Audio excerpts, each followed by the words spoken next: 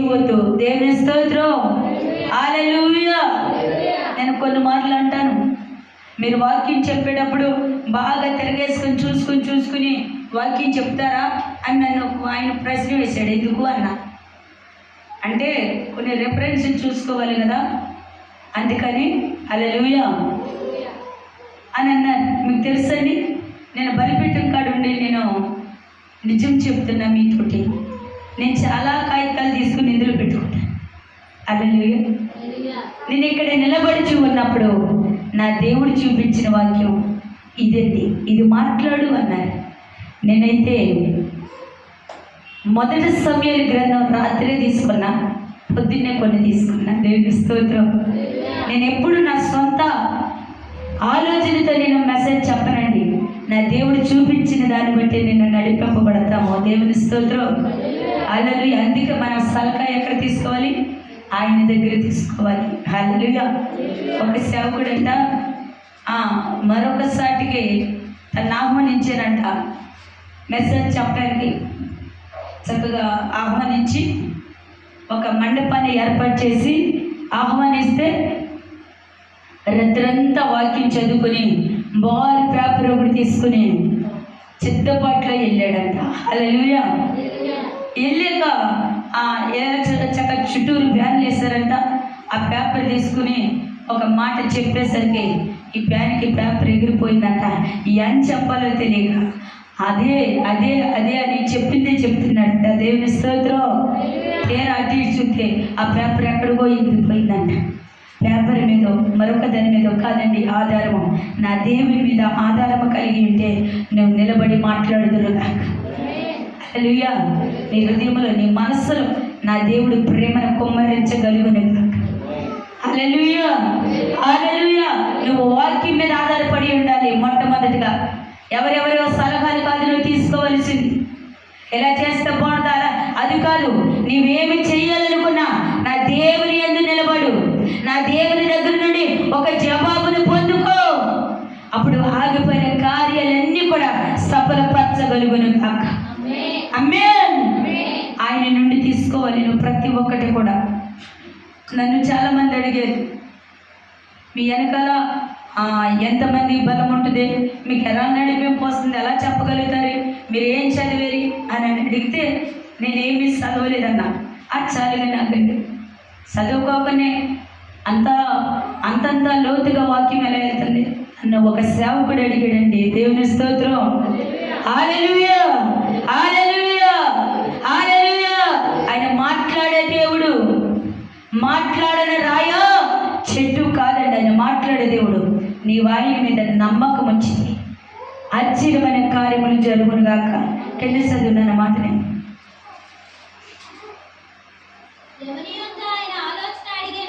ఎవరి యొద్ద ఆయన ఆలోచన అడుగును,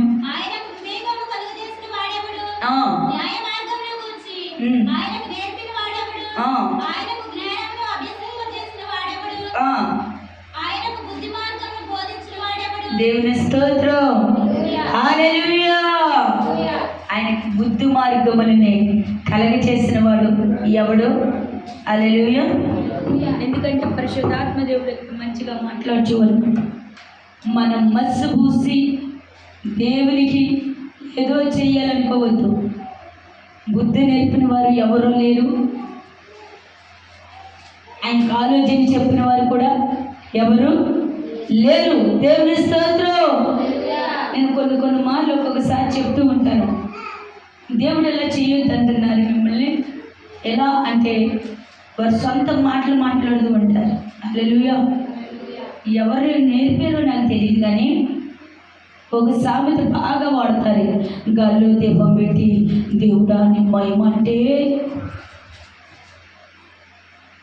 ప్రియ సహోదరి సహోదర, అలా కాదు.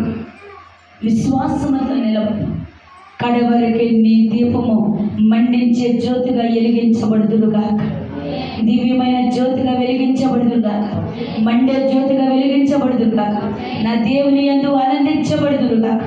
నేను దేవుని మాట వినాలి, శ్రద్ధగా వినాలి.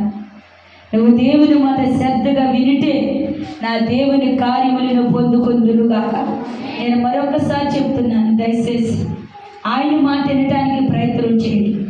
వాక్యమే నీతో ఈరోజు మాట్లాడుతుంది. దేవుని స్తోత్రం. హల్లెలూయా, హల్లెలూయా. నీ సొంత ప్రయత్నం చేయవద్దు, ఆయన మాట విను. నీ ఉదయ కాలంలో మంచి అలవాటు నేర్చుకోండి. లేకుంటుంగానే చిన్న ప్రార్థన వాక్యం చదువుకొని బయటికి వెళ్ళండి. దేవుని స్తోత్రం. హల్లెలూయా. ఇది చదవకపోతే మనలో ఉన్న లోపాలు ఏమీ కనబడవు.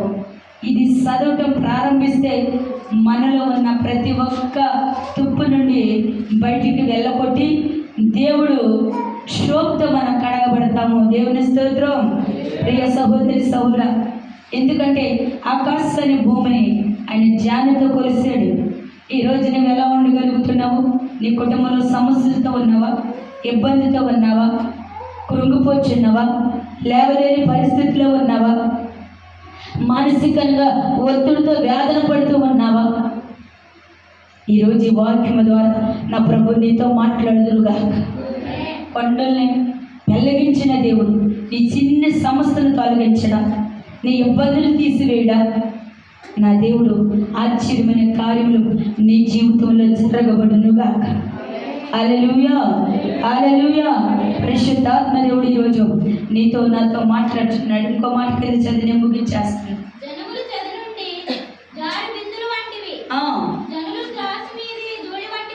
ఎలాంటి వారంట?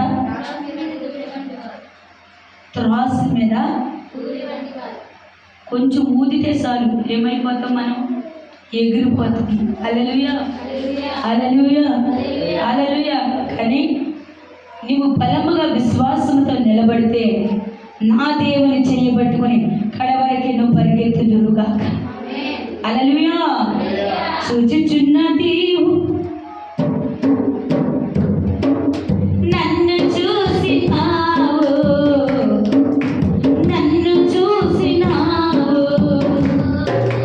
నీ పేరు ఏమిటో విరుగునయ్యా, నా పేరుతో నన్ను పిలిచావు. నీ పేరు ఏమిటో విరుగునయ్యా, నా పేరుతో ఈ అరణ్య దారిలో ఒంటరినై, ఈ అరణ్య దారిలో ఒంటరినై, దిక్కులేక తిరుగుతూ ఆదరణి నేను ఆగరణి, దిక్కులేక తిరుగుతూ ఆదరణి నేను ఆగరణి. సృజించిన దేవుడువయ్యా, నన్ను చూసినావు, నన్ను చూసినావు. ఇస్మాయేలుకి తల్లినైతిని, అయిన వారితో త్రోయవేయబడితిని. ఇస్మాయేలుకి తల్లినైతిని, అయిన వారితో త్రోయవేయబడితిని. కన్న కను చూడలేక, కన్న కొడుకు మరణము చూడలేక, తల్లడిల్లిపోతున్న తల్లిని నేను, అనాథ తల్లిని నేను. తల్లడిల్లిపోతున్న తల్లిని నేను, అనాథ తల్లిని నేను. తల్లడిల్లిపోతున్న తల్లిని నేను, అనాథ తల్లిని నేను. సృజించిన దేవుడువయ్యా,